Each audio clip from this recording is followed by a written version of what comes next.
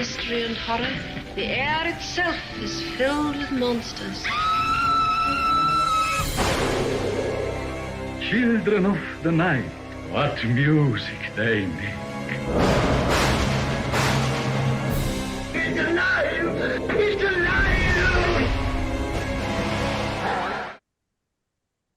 Well, hello, all you monster fiends, and thank you for joining us for another deep dive, factoid-filled episode exploring Hollywood's most famous monsters. I am your master of ceremonies, Sam, and I am joined, as always, by Dan from Bleeding Marvelous. Say hello, Dan.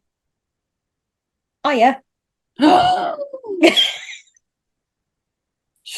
Flip the script. Let's keep people on their toes. Oh my gosh. Hi, Dan. All right. All right. All right. We'll go down to your level. All right. All right. Yeah. Come down, our southerner speak and that. I can't keep it up. I couldn't keep it up. Oh, have we got an episode for you guys today? We are pulling one of the big guns out. One of the big hitters. Is it the first one we've done, big hitter? Probably. I've lost my. Would you say Pennywise is a big hitter? Yeah, I'd say this is probably like the second big hitter. Third, because we did Chucky and Tiffany, so. Oh yeah. Yeah, I'd say this is the third one. Kind of. For how many episodes in? 19. And this is the third big hitter. So yes, we are doing Leatherface. The John Cena of the horror world, because you can't see his face. Who? Where is he? Is he here? You can't see him. He's gone. Oh, it's so good to do. You know how we did the whole jigsaw? You can do that with this as well. Leatherface.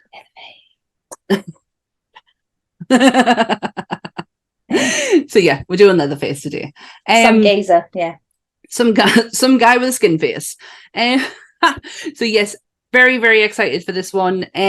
So I'll get the disclaimer out the way with, and we will crack on. So everything discussed in today's episode is our opinions and our opinions alone. If you'd like to discuss anything from today's episode, please come and join us in the comment section, the Discord, or the Facebook group, where we can have an open discussion. What we won't have is anyone coming for us and telling us our opinions are wrong. We can all agree to disagree in fandom. So let's keep it fun, keep it kind, and keep the toxic behavior out of nerdism. Bye-bye. Bye-bye. As Dan likes to say, don't be a dick. Yeah, don't be a dick. Don't be that person. Don't be Leatherface. Or do. Depending on your proclivities. It's not for me to tell you what to do. We're just here to have a good time. Anyways, yeah. The lead and main antagonist in the 1974. I cannot read my own writing. In 1974's Texas Chainsaw Massacre, directed by Tobe Hooper. Who will survive and what will be left of them? What happened is true, as we bring you Leatherface. Yes. So, Leatherface. I have done my research very differently this week. Normally, I sit and scribble down notes so I know my points. I have just read a lot. I have. So, yes, I have read, and I do have some notes that are in front of me. So, if you do see the screen light up my face and illuminate it, that's the reason why. It's not that she's seeing the light and she's going to walk into it. It's fine, Not yet. Uh-huh. Oh God, my hair's sticking up all over the place. It's been a day, people. So yes, Leatherface, introduced in the 1974. Just forgetting. Texas Chainsaw Massacre, which I've been thoroughly surprised at from my reading on this. I did not know Tobe Hooper created this. Yes. I just thought he was brought on. When you look at Tobe Hooper's track record, he is responsible for Chucky. Mm-hmm. He is responsible for Leatherface. Mm-hmm. Obviously, when we were talking to Mike brought to everybody's attention about the fact that he was actually also asked to write a version of The Thing. Mm-hmm. Toby's been in so many. He's had his fingers in so many pies. I mean, I haven't got the time to sit here and go, yeah, he's done this, that, and the other. Because anybody who knows who he is would have a rough idea of what But what movies. one day we will go through there. a list of Toby Hooper's accolades. It's crazy how much that man is responsible for the characters that you now see that are so iconic on your TV screen. Yeah. And Leatherface is one of them, which just totally, and there's been quite a bit blow my mind moments reading through. Very more based with the Texas Chainsaw Massacre than the others that followed. Yeah. Which is what I was happy with, because I have seen what I believe is all of them. Anything to do with Texas Chainsaw, I have seen. Oh. But have I? There is 10 movies. I have not seen 10 movies. There is 10 films, and one of them, like, I have been trying to burn my way through them since Monday, because we were at a show on Sunday. So I was doing 2 a night up until today. So I managed to get 6 or 7. I say 6. I started to watch that piece of dog shit that's on Netflix, and then remembered why I didn't want to watch it and turned it straight off again. So I did 6.5. But wow. Yeah, there is an unreleased movie that exists in the canon. Right. So it starts with, you've got Texas Chainsaw 1, 2, 3.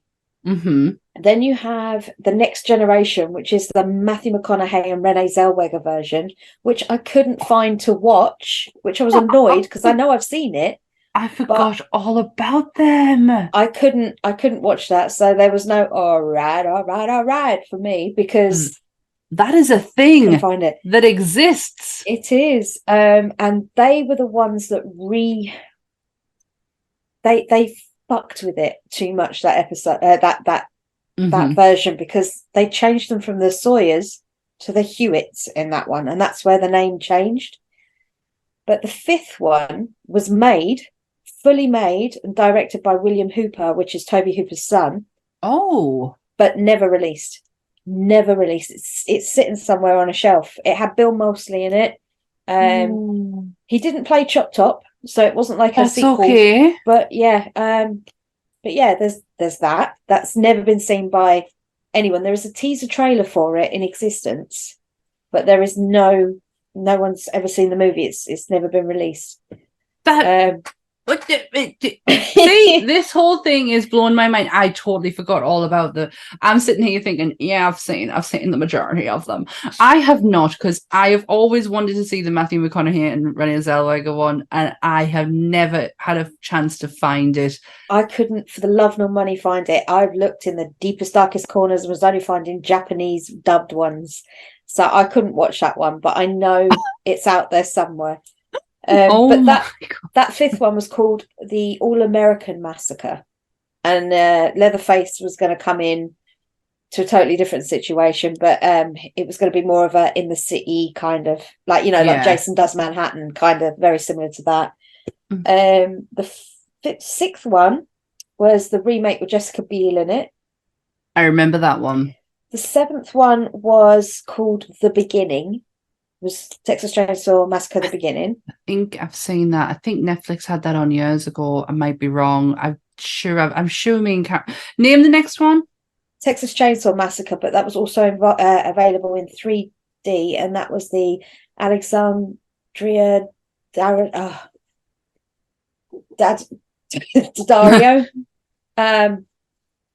The dark-haired girl, her brother was in Shadowhunters. She's been in loads of stuff. She was, for God's sake, the Rock's daughter in that one where everything got flooded. That movie, a disaster movie. Oh, the disaster movie. Yeah, she was his daughter in that. But yeah, she was in Texas Chainsaw Massacre 3D, where she was a Sawyer. It turned out she'd been ripped from her mum's arms when they all got killed. Bill Moseley was her dad. And then they showed the people burning down the house and killing the family in that one. And she inherited the house and all this sort of thing. So she inherited to have to look after Jed himself in that one. Then there was Leatherface, which is the making of, which is the young kids. Yes, I've definitely seen that one. And then the most recent piece of dog shit that was on Netflix. So God, 10 movies in total. Shall we just get that one out the way with now? Hated it. Fucking hated that film so much. I had no expectation on it. And I'd heard before I'd even watched it how dog shit it was, but I still fucking stupidly put it on because I thought, you know what? I can find the good in anything. And I could not find the good in this. When I knew Sally was going to be in it, I was like, fuck yes. Fuck, get in. We're going to have a Jamie Lee Curtis moment within the Texas Chainsaw Massacre world. This is fucking amazing. What a great... she's dead. She's dead. She died by chainsaw. Oh. She's dead. No, it was so, the kids in it were so fucking annoying. Like, I just wanted them all to die. Hateful bunch of people. Whoever did the casting on that, I don't know if it was nepotism that got these kids the parts, but there was nothing redeemable, remotely likable about any of those characters. Not even the nasty contractor guy that they got into an argument with in the petrol station, and I'm like, everybody's hateful. Everyone's horrible. Like, all die. Like, seriously, just get it over with. Let's get this chainsaw out and let's start fucking wielding it around everywhere. I felt really sorry for the old lady from Silent Hill. You know, and like, I was like, she's probably the only person that was any redeeming factor in that entire movie. I was like, hey, Sally was great. But while she saw of her, while she was on screen, she was fucking fantastic. I was like, get in, girl. And then they killed her. I know people would have had a lot to say with the whole, Jamie Lee Curtis coming back for Halloween and the road that they went down with that. But who gives a shit? Go down that road. Fucking make the final girl just annihilate everyone.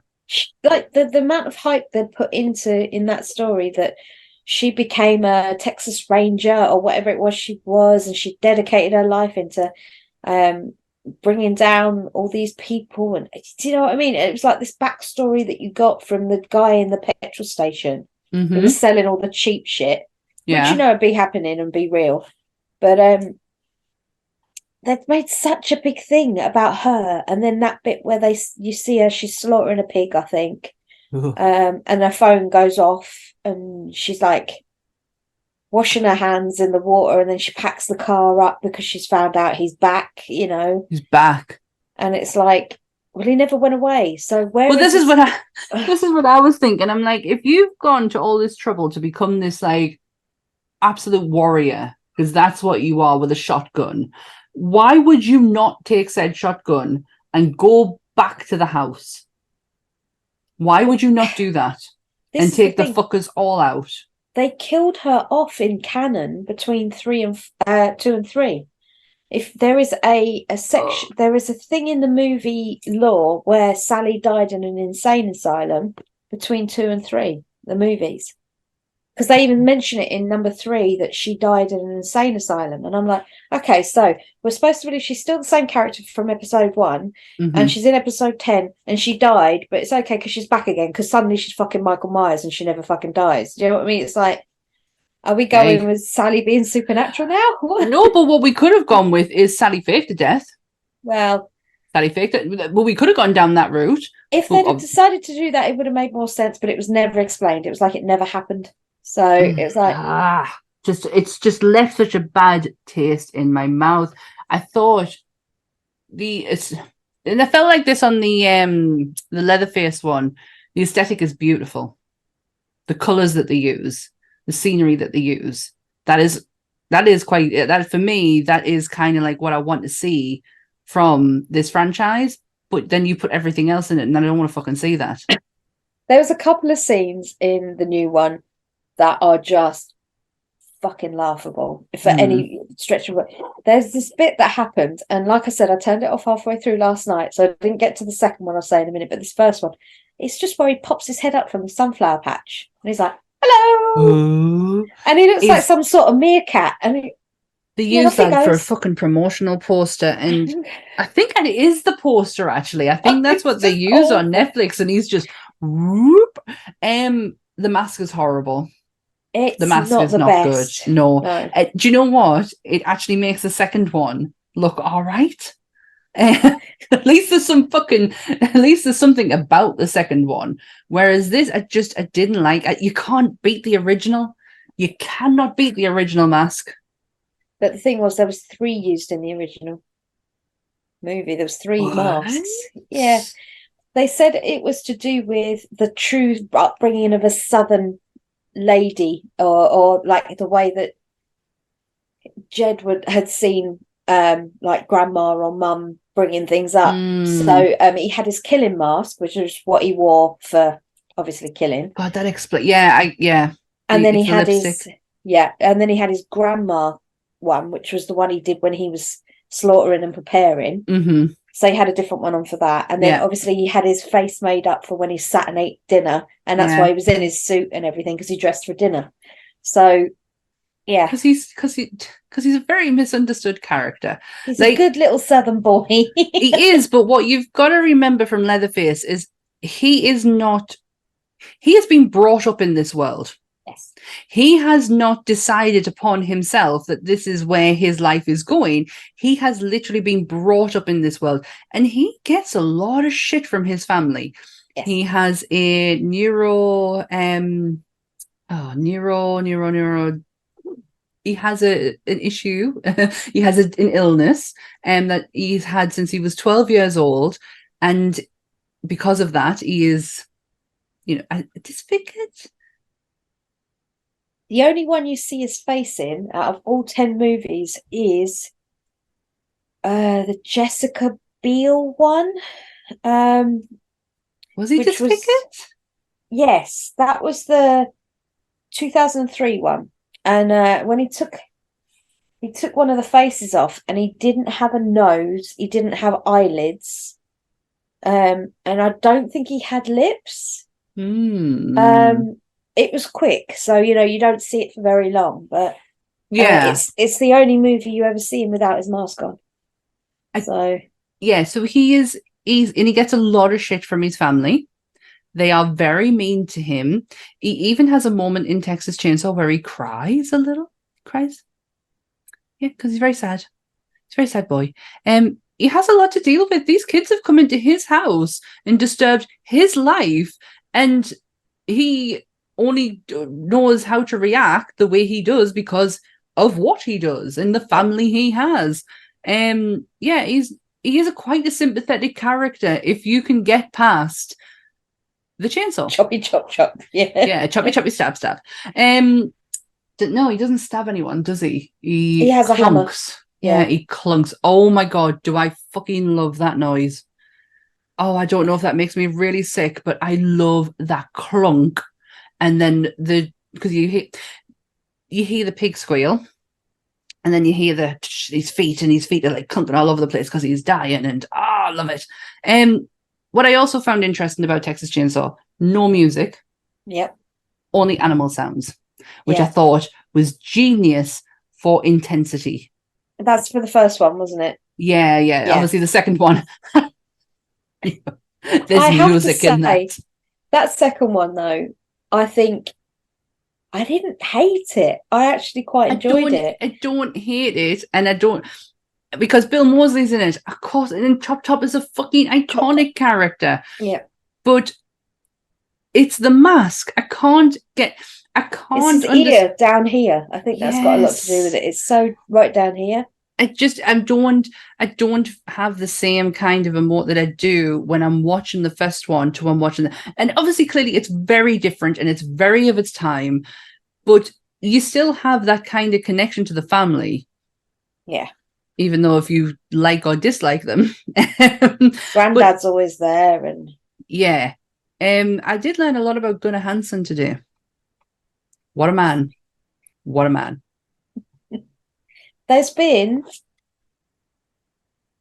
1, 2, 3, 4. There's been 8 official Leatherfaces. Yeah. because Andrew Baranowski played him twice. He played him in 2003 and 2006. Then you had the unreleased one, which was Buckethead, who was some musician that I've never heard of in my life, but apparently he played him. Did he really? I don't know, I've never heard of him. Yeah, he's a skinny little thing. He was Leatherface in the unreleased one. I was reading somewhere about Kane Hodder stood in for 3. That was it. It was a very long article, and to get to the point, it was taking its time. But yeah, it was saying how Kane Hodder had stood in. He wasn't meant to be. Yeah. But he stood in for it. It was I can never say this. R.A. Millerhoff. He was the third Leatherface, and something happened on the set, and he because he was a professional wrestler, he wasn't a stunt man, and he wasn't getting the stunt, and Kane had to do the stunt because he couldn't get the stunt. He didn't understand how to do it properly, so Kane stepped in and did it. So technically Kane's been Jason and Leatherface. But yeah, this just going through Gunnar Hansen's experience on the movie, and how much he took a lot of pride in his Leatherface, to the point where he was actually asked to return before he sadly passed away, and because he got a cameo, he went, "No, I'll play the guy, but I'm not. No, you don't put me in cameos." Because he did end up agreeing. That was in the 2003 one. Yeah, that they asked him to do the truck driver cameo, and he said, "No, I'm not. Get fucked. I'm Leatherface, or I'm nothing." Yeah. But then it was the 2013 he had the cameo in the end. He did. He did do one of them, but there was one he absolutely point blank refused to do because in his head, because he's I didn't know this, and I am actually going to purchase it. He has wrote a book on his whole Leatherface experience. Some things that popped up when I was going through having a look at his book, the relationship he had between him and the brother, the hitchhiker. I can't think of his name at the top of my head. Ed Neal. Yes. The relationship he had with him. Ed Neal, yeah. Was it him? It was one of them. The hitcher dude. He didn't get on very well with him. Didn't like him. And it wasn't until years later when he met him again, he realised he was in character the whole time. Because he thought he was an asshole, and he was like, "I just don't like this person." Completely. And then when they met up years later, he was like, "Oh my God, you're very different." He was like, "Yeah, I was in character," and they were good friends until the day he died. Because Ed Neal used to do this thing where he'd go and watch screenings of the movie, and he'd wait until he'd been on a little bit and started to give the people cause for concern. You know, when he's like slashing his hand open and taking photos and all that. Yeah. And then what he'd do is he'd find the most freaked out people in the cinema, and he'd tap them on the shoulder and smile at them when they turn around. And he said, "I used to get such a kick out of that." He said, "It used to just make me so happy because it meant I'd done my job." Yeah. If my face was causing that much of a reaction from them watching the movie to them turning around at me and being so scared that they were prepared to run out of the cinema, so it was brilliant. I always love the table scene. It's one of my favourite scenes with Sally in the chair. Fucking love it. But another one is when they're in the car. I really can't get away with a guy in the wheelchair. Franklin can get fucked. I hate Franklin. him. Oh my God, he was so fun. He is on par of annoyance with the kid from the Babadook. That's how annoyed I was when I watched it. Obviously I had not seen the Babadook at that point, but that's the feeling I get every time I see Franklin. He annoys the shit out of us. Yeah. But I do love the scene where he laughs and the camera kind of is so close on his face, and I think that's absolute perfect. I love that interaction with them, but I love the table scene. The table scene's one of my favorites, especially with the finger. 27 hours to film. Yeah.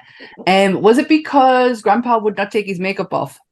It was something to do with that. He turned around and said, the guy that played him for the first one said, "I am not going to get put back in this again. We get it all sorted or we don't do it. I'm gone." Yeah. And on top of that, they had malfunctions with, when, like you say, with the finger bit. The blood gun, there's like a pump that was on the knife Mhm. that was supposed to, but because it was 115 degrees in Texas, Yeah. it kept clotting. The fake blood kept clotting, so they couldn't get the cut. So as the story goes, Gunnar lost his shit, grabbed a hand, grabbed a knife, and slashed Sally's real hand. It's real.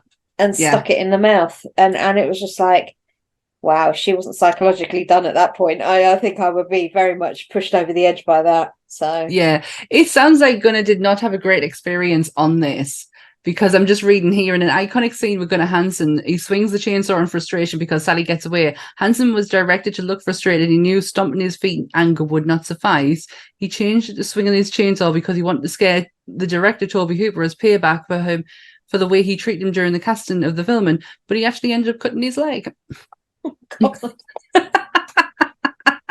The chainsaw was real, by the way, people. If you weren't aware, the chainsaw that they used at the end of the scene where he's fucking wielding it around is a real chainsaw. So I've heard so many different people with different stories as to how the inspiration Toby got for Leatherface. This is really interesting because I thought I knew.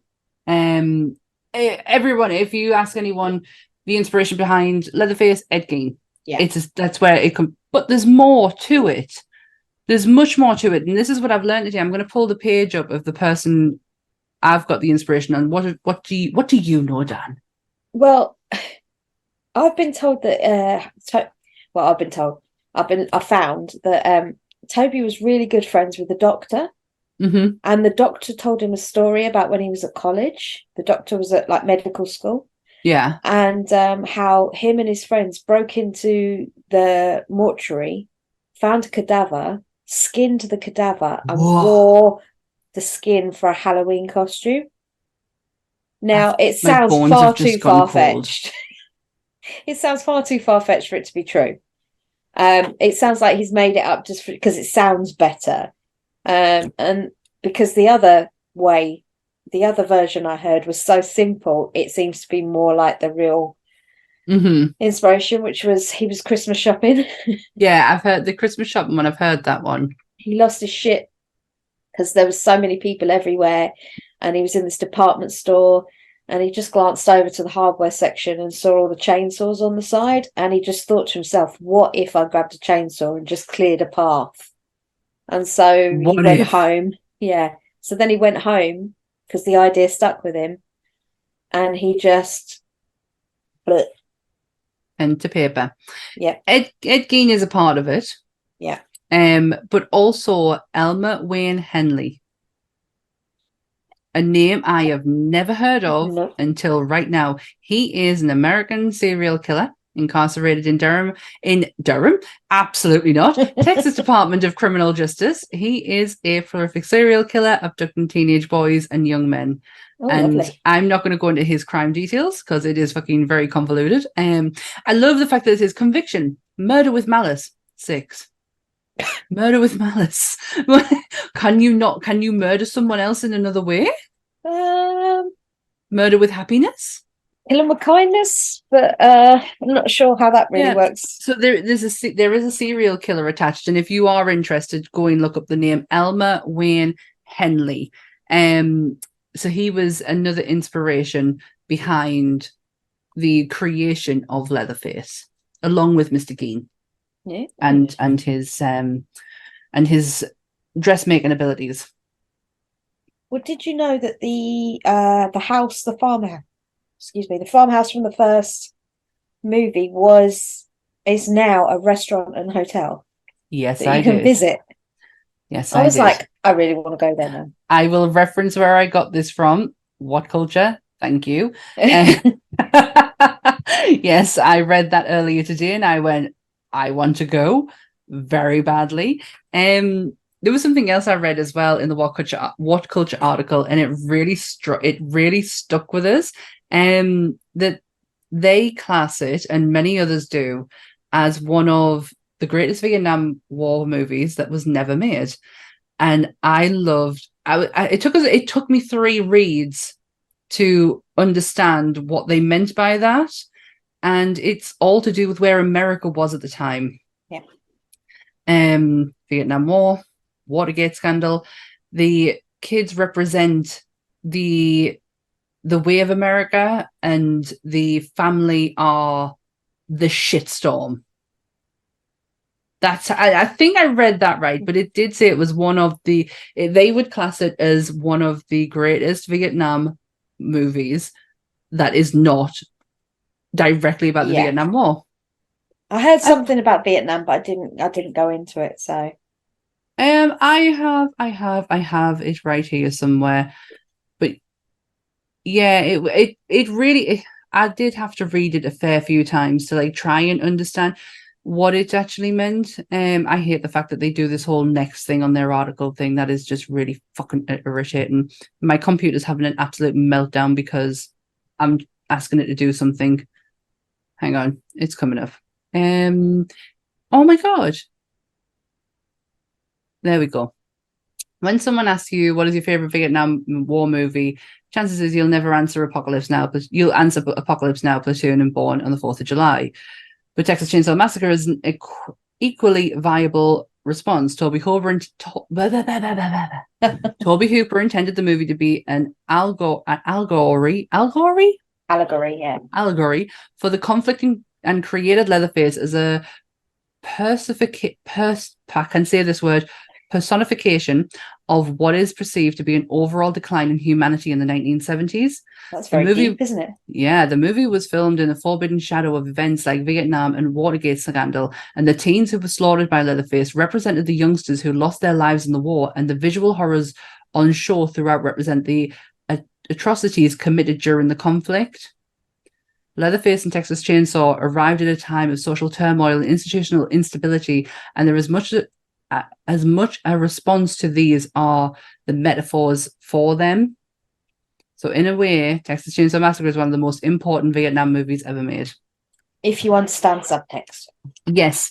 If you really want to look that deep into it, then yes. I did not look that deep into it when I was watching it. I do remember getting this for the first time because this was a movie that was not available.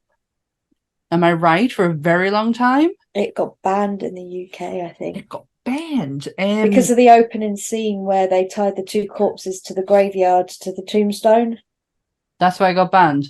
Well, part of. But the problem with that movie was that Toby Hooper wanted it to be a PG rated. Yeah. How the hell was he planning on achieving that? Hence the reason why there's not a lot of blood in it. Yeah. But yeah, if you listen to the episode of The Thing and heard the pitch that Toby Hooper had for The Thing, you will understand his process of how he tried to make this PG friendly. Yeah. It was. I can't see. No, I can't see that now that we've seen it.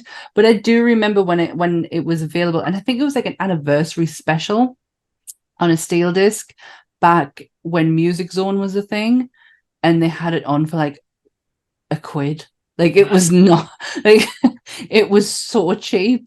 I remember buying it and being so excited about watching it. And I didn't get it at first. It took me, honestly, Texas Chainsaw took me a long time to actually get the significance and brilliance of the film because I was just watching for shapes and colors. Like I wasn't looking at what I was meant to be. Until I was a bit older and I watched it again. I went, do you know what? This is a fucking masterpiece. Well, when you watch it, you can see so many movies that have come out of it, especially watching as many as I did over the last couple of days, like number 2, more so than any. I know full well Rob Zombie took one look at 2 and went, right, that's my entire layout of Devil's Rejects and the House of a Thousand Corpses. Yeah. And he just went, yeah, but if you watch it, it's sort of a rip-off.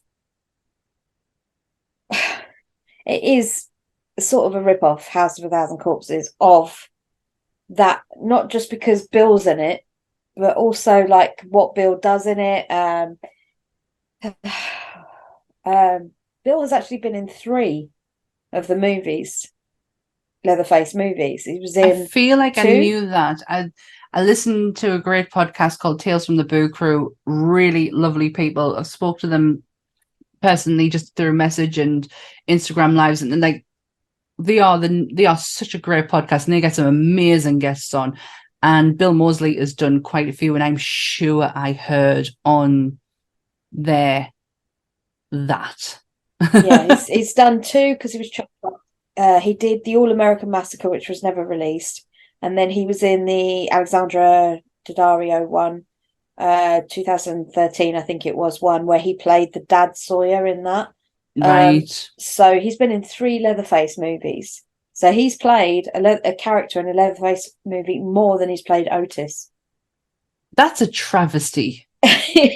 So actually, it's on par now. Oh no, it'll be on par because 3 came out and I hated 3, so I always discount 3. But I didn't hate it when I first watched it, but it's not Devil's Rejects. And if you are coming off the back, if you're following a story that's Devil's Rejects to that, you need the next one to fucking be elevated so highly, and it really wasn't. Because I do say Devil's Rejects is one of the best, if not the best, bit of work he has ever done. Correct. Don't get us wrong, I fucking love House of a Thousand Corpses, but for very different reasons. Fish Boy, but I House of a Thousand Corpses and Devil's Rejects, you can tell, are both been heavily influenced by his love for obviously Leatherface. Many different other things make their appearances, but after watching these in quick succession as I have, you can see certain things that happen in these movies that I've watched Rejects about 1 billion times, I know the scene almost scene for scene now, so it's like you see that happening and you're like, that's familiar. I can fall asleep to that film. I'm so like comfortable with it that I know every inch of it. It's such a brilliant film, but I get the influence. The minute you said influence of House of a Thousand Corpses and Texas Chainsaw 2, the opening scene in not even anything to do with Captain Spaulding. Yeah, I am getting Texas Chainsaw Massacre 2 vibes. But then in saying that, Ken Foree was in number 3, and Ken Foree was in Devil's Rejects because he plays the for lack of a better word, the whorehouse owner, didn't he? It's and he was Captain also Spaulding's in Halloween. Brother. He was also in Halloween. He was the guy that in Rob Zombie's Halloween. So, and Ken Foree was Night of the Living Dead, Day of the Living Dead, fucking Dawn of the Dead. He says all of the deads, but he wasn't Dawn of the Dead. He says one of the most iconic fucking lines that has ever come out of horror: "When there's no more room in hell, the dead will walk the earth." I fucking love that line. And Murder Dolls did a great song all around that whole line. But he was brilliant because the coming off the back of Ken Foree, he was the first black character to play lead at that time when that movie came out. So he had a huge that is such a responsibility. Yeah, I mean, I think it was I'm sure that's what was said at the time when I saw the interview about it, because obviously we covered Tom Savini and there was a lot spoken about Texas Chainsaw 2 because Tom did all the the special effects work on Texas Chainsaw 2. Robert Kurzman and Greg Nicotero did all the work on number 3, which was the one with Ken Foree in it, and Viggo Mortensen. I never say his surname right. Strider Aragon. He played one of the Sawyers in that. And have you ever heard a guy with a weird Texas accent? Well, he's Danish. He's Danish, and to his credit, I watched a movie with him not so long ago. The Green. Oh no, the Green book. Yeah, the Green Book. Yeah, I think it's called that. Where he drives with that guy around and Mustafa Ali. Yeah. What a fucking amazing Italian Brooklyn accent. I thought it was absolutely brilliant. He was very unrecognizable. I genuinely loved him in that movie. I genuinely loved the movie. Like, I didn't want it to fucking end. I was like, and what happens next? Well, when he was in it, it was 1990, that movie. So it was 11 years before Lord of the Rings. So he had 11 years to work on a very nice English/American accent that he could use better. Even in Lord of the Rings, you can still hear the slight Dane in him. It's the same with Nicola Costa-Waldau in Game of Thrones. You can still tell the Danish accent is still in there. But if you're not trained, you think they're British. That's absolutely the thing. If you don't know he's Danish, you can't hear it. But because I do know him and I have heard him and I've heard him talk normally, yes, you can tell. But he did a hell of a job on an English accent. Yeah, I mean, he was a surprise when you start looking at some of the cast that's been spread over the movies. I mean, again, we'll go to Renee Zellweger and Matthew McConaughey. That film itself gained a reputation for shitting on the entire legacy. I remember. I think this was where people said this is the end. It was something. They thought they killed their careers, even though they were relatively brand new, the pair of them, because that came out in 94. Isn't this like a thing with certain, like Jennifer Aniston is in The Leprechaun? Yeah, with her old nose. Yes, Jennifer's old nose. Yeah, deviated septum. That's what she says in Friends, isn't it? I had my nose done for deviated septum, and it didn't fucking change that much. It does change. It does. I can vouch for that, but not to that level. Like mine did to a certain degree. It's liar. Yeah. I'm just looking at the Renee Zellweger one. It was called The Next Generation, which makes you think of Star Trek, doesn't it? Yeah, I remember on Into the Darkness. I think that's covered it before, and that's how I can picture in my third eye Matthew McConaughey staring right at us. He was so young. Yeah, it was a choice. It was absolutely a choice. What was it called? It was called The Return of the Texas Chainsaw. The Next Generation, and it was The Return, 95. And the worst thing was, it was written by Kim Henkel and Toby Hooper. It was written by both of them. 2 seconds. Are you still there?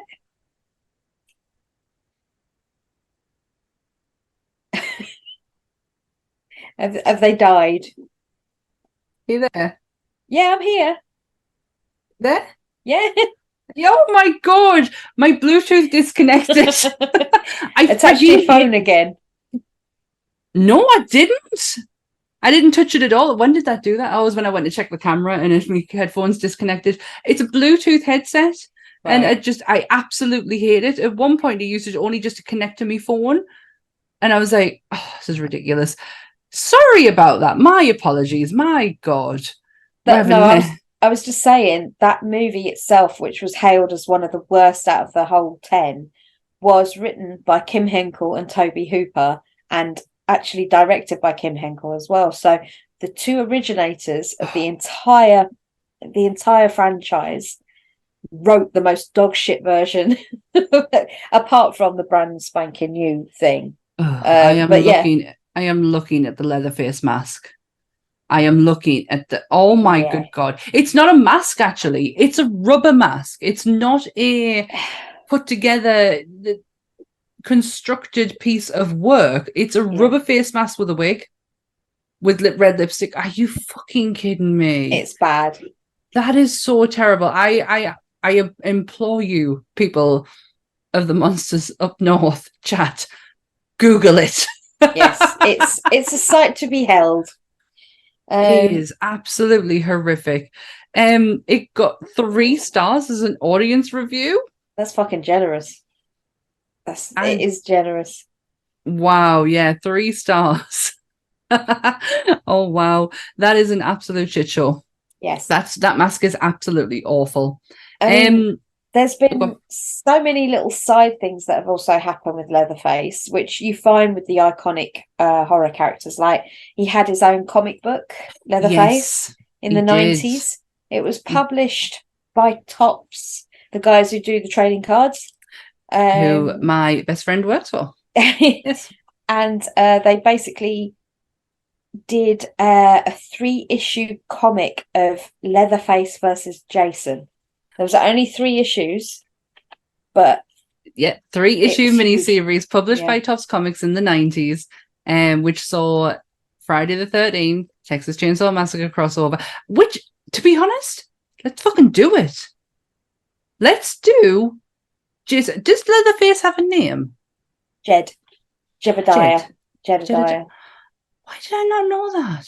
It's Jedediah Sawyer or Hewitt or whatever. No, Sawyer. It's Sawyer. Yeah, depending on what movie you watch. But he also has featured in 2 video games. Yes. One of them was back in 1983, and it was for the Atari 2600. And it was so glitchy and so pixelated. You know, we're talking your proper little gobbies. So you know it was a proper cartridge in the top of the Atari. One of those. Jake would love that. Jake loves the retro games. And then he was in the most recent Mortal Kombat that was released, and his weapons were the chainsaw and a sledgehammer or a hand hammer. I don't know how.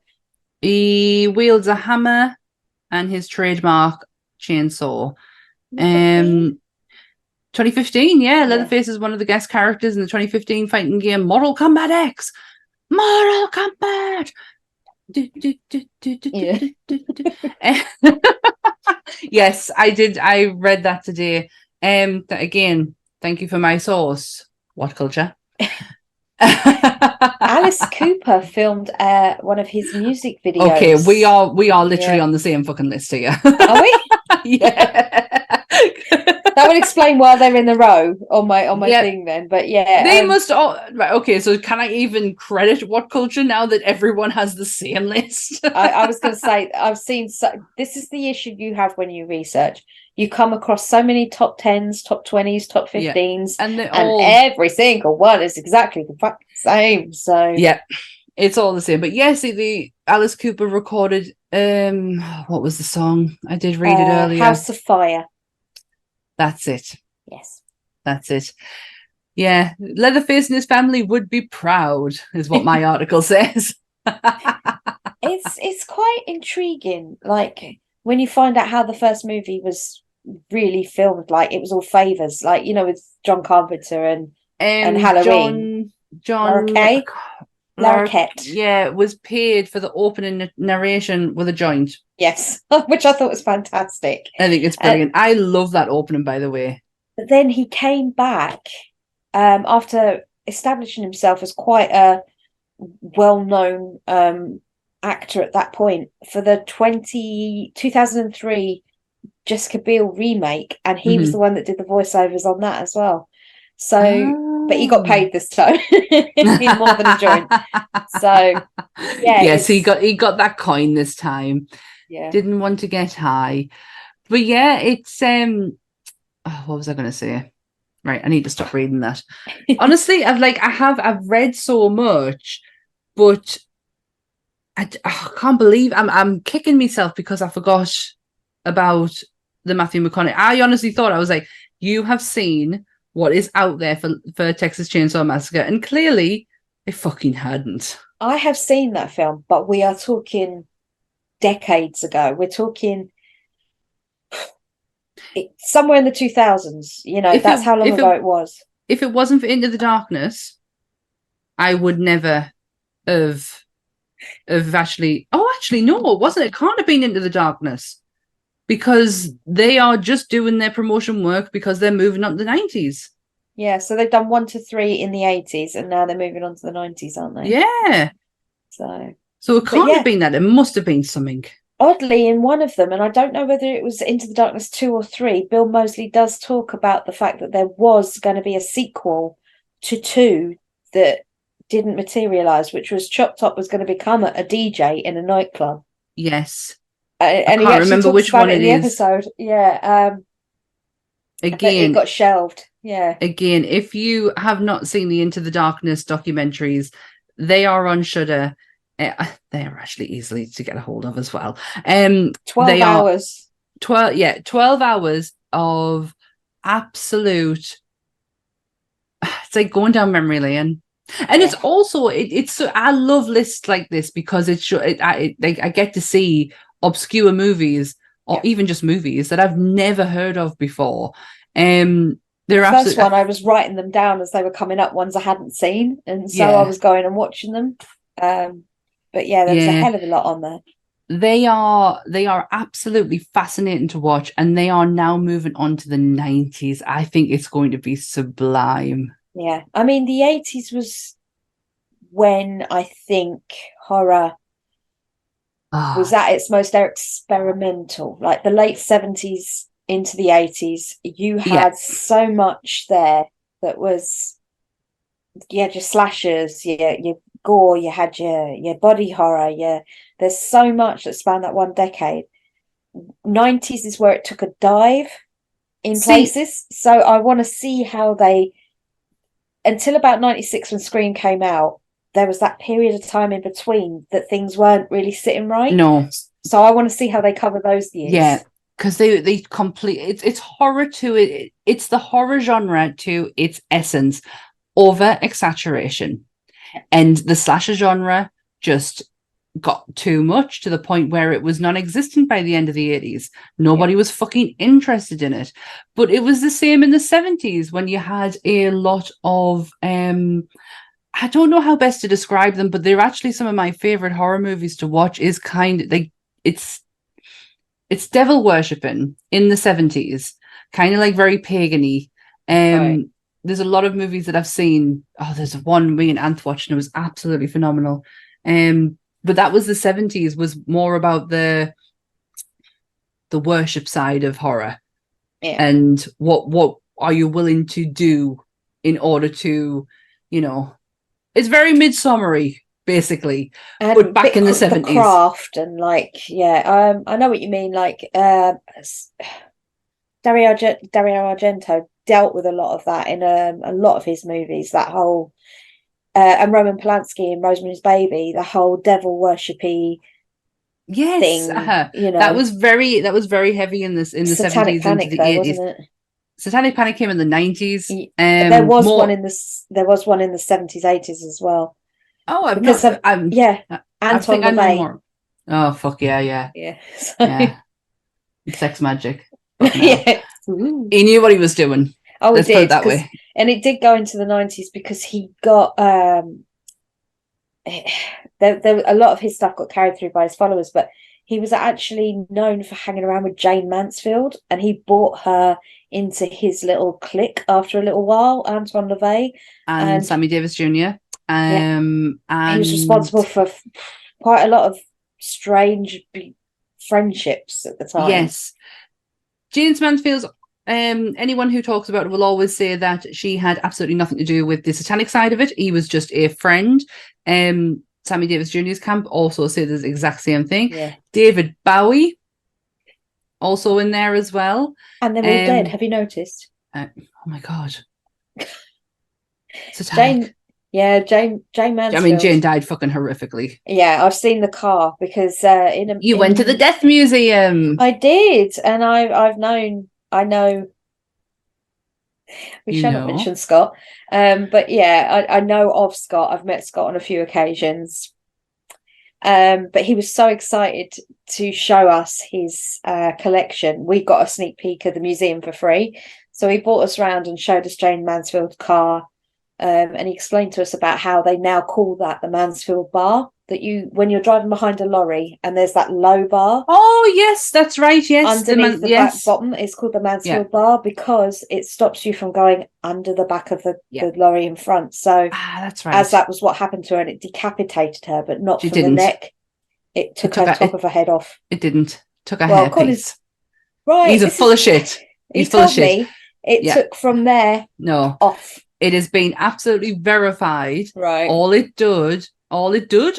that happened was her wig came off. Right, now, he was... Marish. I'll tell you something now. This is why this man drives me insane. He was showing me with a black light all the blood that was down the side of the car. Oh my God. And so, I mean, I've frozen again, haven't I? You have, but I'm still here. What is going on tonight? There we go. I don't know. We have had technical difficulties before we came on. Oh my God. It doesn't like Scott. It's a Satanist. Sorry about that. I'll have a word with my mates, shall I? Oh my God. What have you done? I sacrificed my firstborn. Oh, hey, then that's why everything's broken. No, we have had some technical, and we don't even have like bad weather or anything, and we're still having some technical issues. Yeah, he's full of shit, and he knows he is. He's had it verified himself. It was just her wig. There is a few things I do like about Scott. I will never get past the Murdervillia. Even though do you know what? There's some part of us, I sit there like 80% of us is like, you're fucking sick, like you're absolutely exploiting people, and then the rest of us is like, but I really would like to fucking see it. It's so underwhelming. I have to say, having been in there 3 or 4 times now, it is underwhelming. You walk in and it's a lunchbox, and it could have belonged to anybody in the entire world, but it just so happened to be owned by Scott Divine or Charles Manson, or he has Divine's door. I know, they're in the back. It's not even Divine's house, it's a hotel room that Divine was staying in, because oh my God, we are so going off on a tangent here, but I fucking love it. Divine was ready to make mainstream. Not as Divine, but as, I can't remember his real name. I'm so sorry. Michaela will kill me for that, because I am a big fan. But yeah, he was ready to make mainstream. He was going to go on to actual television as himself, and it was going to be huge. Hairspray, and he died. Was like his last foray into doing. Yeah, and he was he was dropping the act Divine, and he was moving into act, because he was a fucking phenomenal actor. And he died just before filming happened in a hotel room, and he has his fucking door. Honestly, I have some Murderbillia myself, but it's just been weird things that have sort of fallen into my lap. It's not much, but it's. I have a death mask of John Wayne Gacy. I have a postcard that was signed by Charles Manson, and I have a few other weird little bits that got thrown in for free. So I've got letters from the day stalker that was sent to a lady. I've just got some very strange things. I've just fucking seen it. There it is there. Yeah, it's right there. The Manson's there, but I've got some other bits and pieces. But you're not putting that on display for people. You're not paying people to come into your home. Yeah, you're not paying people to come into your home and look at these items. That's just yours. But it's the same as if you go to Zach Bagans. I know I've said about him last week, but Zach Bagans, in his museum, he has a whole room dedicated to Charles Manson. Yeah, I know. He has Ted Bundy's glasses and his car. And bearing in mind, people, you are paying to go and see this. The only thing that interests me about that is the John, the Kevorkian. That is quite interesting, but only because I got to learn more about the person when I was watching programs about his house. So because I'd never heard of the name before, and I was like, oh, I now need to know, why have you got this van? And if anybody hasn't heard of Kevorkian, he's basically the American Shipman, but he just did it in a different way. He'd go around touring in a little VW. And often them in the car. But it was it's such a fucking grey area when it comes to it, because there's people were saying he didn't do it for murder or pleasure. It was because he was assisted with and it was it's such a grey fucking area. True crime and some of the actual real monsters we might cover at some point. We're still a bit. So we don't know because if you would like us to let us know some of them, do let us know. Either mention on one of the posts on Facebook or any of the social media. Either Nerdy or North or Bleeding Marvelous. If you even are interested. Down here, if you're watching. I forgot about there. There's a there. It's right down there. So who are we talking that might answer? We're talking Beth. Yeah. Goodwill. Christopher. Chris. Lee. Oh, Lee. Paul joins us. Yeah. And I'm just trying to think of all the people that might be in the comments. At the moment, they're the only ones that come into my head straight away. So if I have forgotten you, I do apologise. If you do join the chat, you can literally just press the chat button underneath the video and you can have live chat.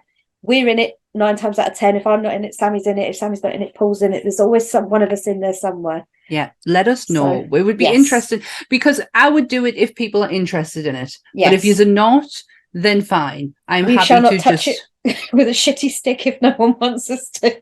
We will leave it. You know our episodes. We are factoid filled, so it would be researched. And it would be respectful. That's something I would... Absolutely. I think we've done really well in our true crime episodes to be as respectful as we possibly can. These are very difficult subjects, and true crime is not what it was a few years ago, where it's very much in the pop culture realm now, and it's much more talked about than what it was, because it was kind of like a secret. Yeah. You like true crime? Oh my god, you like true crime? I was reading true crime books from the age of about 10 or 11. You know, those magazine collectible things you could get. Yeah. Yeah, I remember my first one was Jack the Ripper book. Fuck me, did that absolutely change my life. I think mine was. My mum had a book that she had she used to have this massive cabinet next to her bed. And she had a book in there, and it was like 100 murders that changed the world or something like that. And this is back in the 80s, you know. Me being an advanced reader, I technically I'm supposed to be dyslexic, but I was an advanced reader as a kid. Dyslexia comes in all different forms. I could pick up and read anything, right? I was so lucky I could just pick up and read anything, and I would soak everything up like a sponge.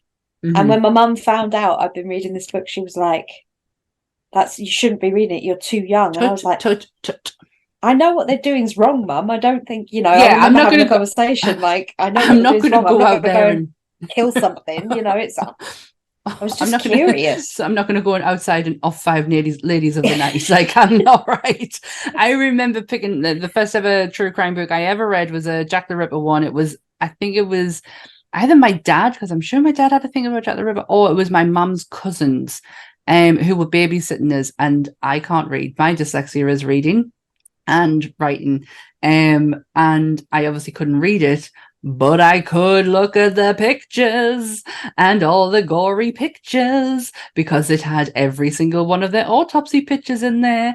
And I was like, when I realized how I was not scared of that, I realized that this is the life for me. If we ever wanted to take a side podcast, I just thought of a fantastic name for it. Go on then. I apologise in advance. 2 dyslexics, 1 podcast.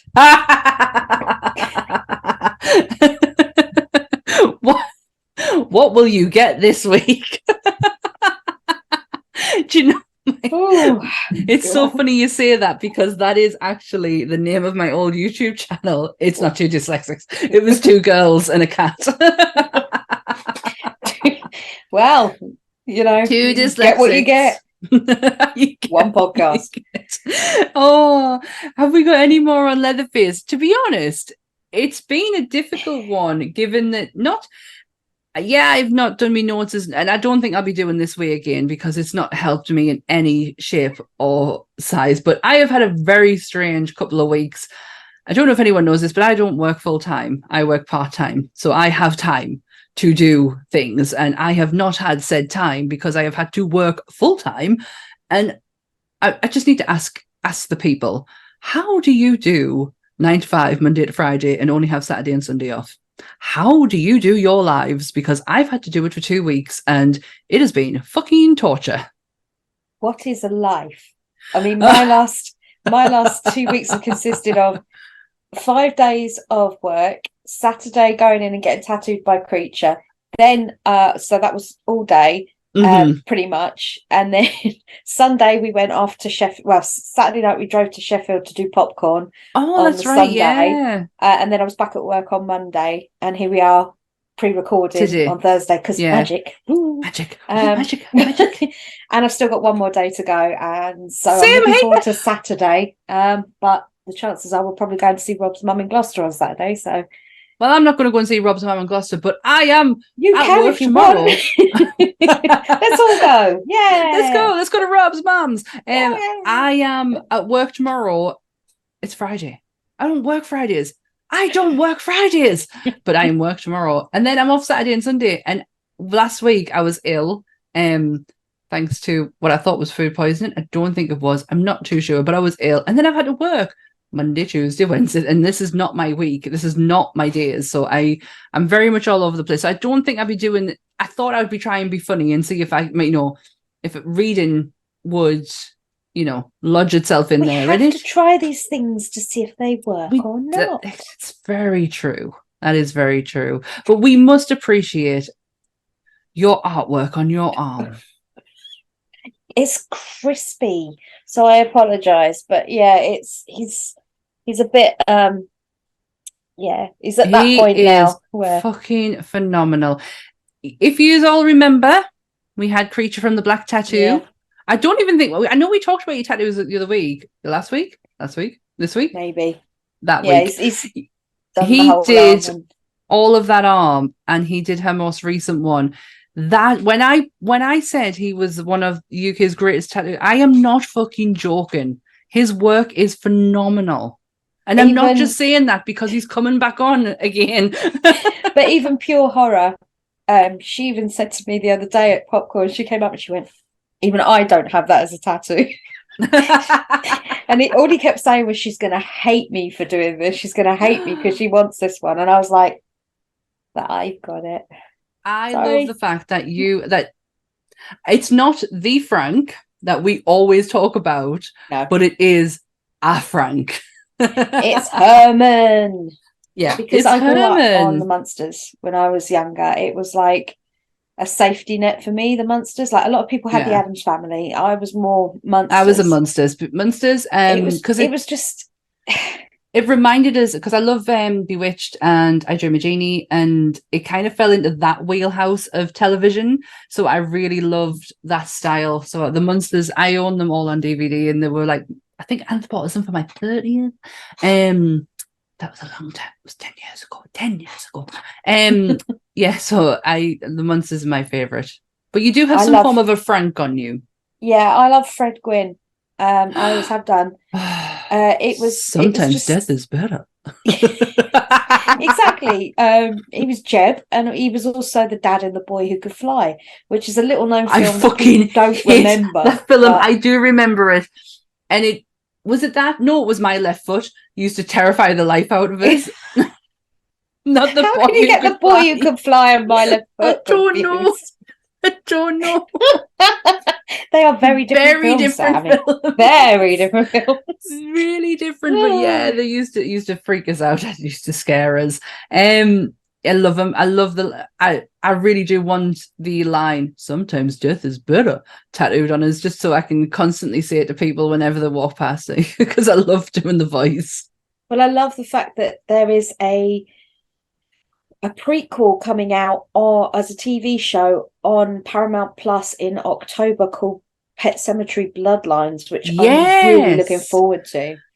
Yes, so let's see how they fuck this up, shall we? There's a lot coming out in horror. We're heading into the spooky season. We're heading into the big releases. We've got Saw coming out. Did you see the trailer? I don't know if I reposted it on TikTok, but I definitely put it in the Facebook group. Totally Killers. No. I am going to send you the trailer. Holy fucking shit balls. It's a Prime thing. Right.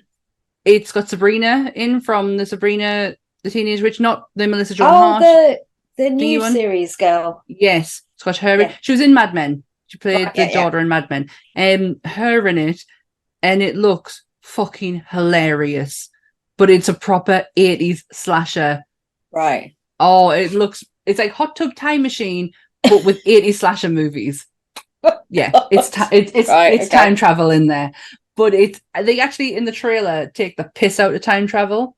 Right. So I'll send you the trailer, or it's on the Facebook page for anyone else who wants to see it. It looks absolutely phenomenal. But do we have any more on the good old Leatherface before we wrap up? All I know is that the working title was Head Cheese of the first movie. It was called Head Cheese because Franklin goes on with the hitchhiker on that whole spiel about how they make head cheese, and how that she would like it if she didn't know what it was and all that. So the working title for the first movie was Head Cheese. Guillermo del Toro became a vegetarian after seeing this movie. Just made me hungry. I don't know what that says about me, but you know. It is the biggest grossing independent film until Halloween in 1978. Yes. You got your figures? Yes, I nearly forgot. There's no yeeting in this one because all he does is eat. So, but yes, I took the gross of 8 movies because there's 10 in total. Number 5 wasn't released, and number 10 was only released on Netflix. So I couldn't talk about budget or box office for either of those. But so 8 of the 10 movies had a combined budget of 52 million, right? Over the 8 movies. That doesn't seem like a lot. The box office take-ins over those 8 movies came to 293 million, which meant that there was an overall profit at the box office of 8 movies of Leatherface alone, Texas Chainsaw movies, of £241,346,980. And that's worldwide takings of the box office of every one of those 8 movies. Is that good? Because that doesn't seem good to me. $250 million, I'd say, isn't too bad. But bearing in mind, the movie is coming up for, where are we? Oh, I did not come here for math. 49 years old. Are we heading into 50 years next year? It'll be 50 years next year. So that is terrifying. But the biggest grossing movie of all of them was the Jessica Biel version.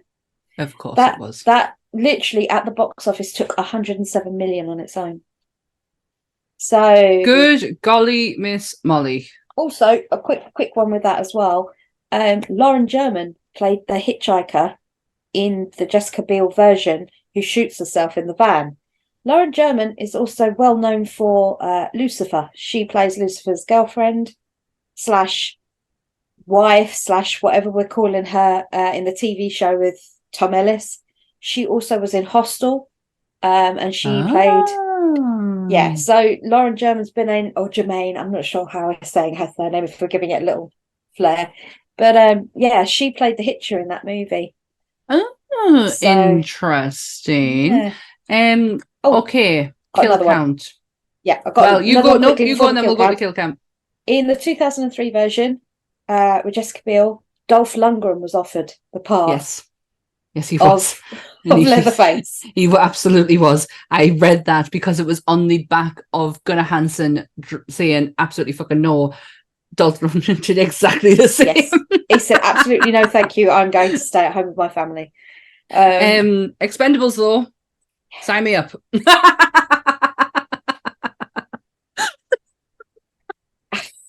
tell you what, though, I know what I'd rather do. Yeah. Yeah. Choices. Right. We were talking about this before we came on because I did manage to write down the kill count today. I'm going to say my figure and you can say yours. Yeah. 85. Yes. Now, I have 85, but of those that was directly done by Leatherface's hands, it's only 31. 85 is the entire kill count across all the movies. So, in the we keep a score of all kill counts, he only gets his and not the overall. Yeah. Yeah, so he only gets his. Which puts him up there. He's higher than, say, Chucky. He's higher than The Thing. He's higher than... He is not higher than Saw. He's not Not higher than higher Jigsaw. no, Jigsaw and obviously everybody's favourite John Cena impersonator, the Invisible Man, still reigns supreme. Claude Rains is still reigning with At a top of the kill leaderboard. count. Yes, 123? 4. Yeah, 124, 123, 124. Yeah, he is still up there with the highest kill count. All hail Claude Lord. Rains. Do you know the worst thing is that was really good, and all this hand gesturing and everything that we've been doing tonight that's so visually great will not be appreciated by the people who listen to us on Spotify and iTunes.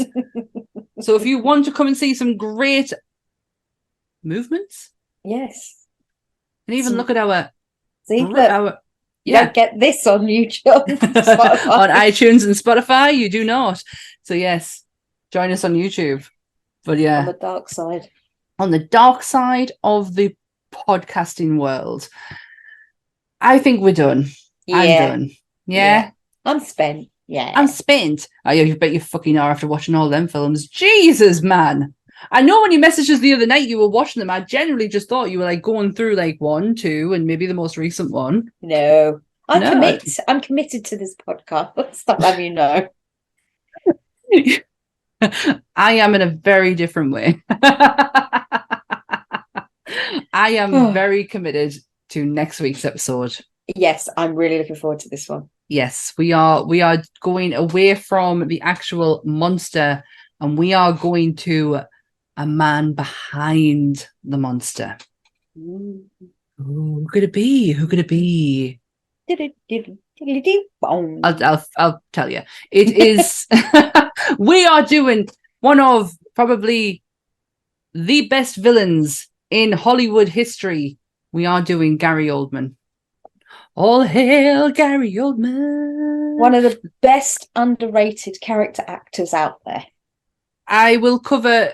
There's not just like the monster side of things I want to talk about with Gary Oldman. There's quite a bit because there's certain like his portrayal of Winston Churchill is some of the fucking greatest acting I have ever seen in my entire life. Obviously, we're going to go through all of his, most iconic roles and all of his monster roles, especially the Dracula role, which fits in perfectly because we're a monster podcast. And Hannibal, obviously, he was Mason in the Hannibal movies. So. Still cannot see him in that role, but yes, he is. He is very much so. It's going to be an interesting one. Yes. That I am very much looking forward to. I always said to my mum, she was like, Sam, if you could marry anyone in the world, who is it who you'd marry? And I was like, Gary Oldman. And I still stand by that statement, even though I am a happily married woman. And I'll give you a sneak peek of a little bit of useless facts I know about Gary Oldman. He was married to Uma Thurman. Yes, he was. Yes. And I still find this, to this day, one of the weirdest things I've ever heard. And it was annulled within a couple of weeks. Even they hated more each weird. Other. Even more weird than finding out his sister is Little Mo in EastEnders. No, Big Mo. Mo, yeah. Big Mo. So that is a sneak peek of next week's episode of what you'll be able to expect. Bonus features. That's what that is. Well, thank you all for joining us on today's episode. It has been a blast. I've had such fun. It's been I can get this out of my head now. I'm happy. Yeah. I like don't get us wrong. I do like the fact that we kind of went off on a whim. No, we didn't really stick to the notes kind of thing. And I do like that aspect of it, but I do like to have things in front of us. I've realized I need that visual there. Otherwise, everything that's running through my head just kind of like it's going too fast to where I can't pick it out. So yes, I will be back to notes next week. Yes, but I have enjoyed the freedom of it. Yeah. Yeah. I mean, for me, the Gary Oldman is going to be great because it's going to be finding out things about the movies that I've seen 1,000 times. Yeah. Whereas there were so many movies I hadn't seen in so long that I had to backtrack and watch the movies to refresh my mind. Yeah. So Leatherface is one character, whereas Gary's going to be about, plethora. A lot. Fucking plethora. So I shan't be watching all of his movies because I will not be moving off the sofa if that's the case. I tell you what, I won't be watching Dracula. Can't stand it. But we will find out all that next week. You can find us on. Don't come for us, by the way. I have reasons, you know. And you'll find them out next week. If you join us next week, Yeah. every Monday on YouTube at 7:30. 7. No, 7. 7. Why is it? Why did I do that last week? Sunday. As well? You're doing the Sunday show. At That's 7:30. right. Sunday I do 7:30. Do you know this is my Sunday, Tuesday, today. This is my third recording. So yes, my brain is a bit fried at the minute. For all that you can find us on YouTube, please remember to like, share, and subscribe. We are also available on iTunes and Spotify. Please go and do the hearts and the likes and the review, because anytime that you do that, it changes the algorithm to where more monster fans can find us and listen and join in with our amazing monster community. What else? Is that it? And just and just have a good time, innit? Yeah, have a good time.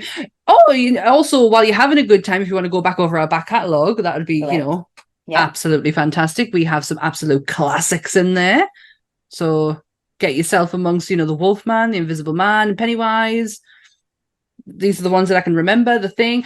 This is what happens when I do so many. It's like if you ask me certain episodes, which I've done on the Sunday one, I cannot remember when it Creature, happened. Predator, Xenomorphs, Jigsaw. Yeah. There's a lot. There is a lot. We've done a bit. Chucky and Tiffany, The Bride of Frankenstein. We did take on Bucko. Yeah, that we did it. That was a challenge in itself. So just go and give that a heart, because we deserve it for that. Absolutely. Just for the sheer fact that we did it, please do. Someone had to. Yeah, I've had so much fun tonight. I hope you guys have too. We love you a lot, and let's go. See you next week. Stay nerdy, everyone. Bye.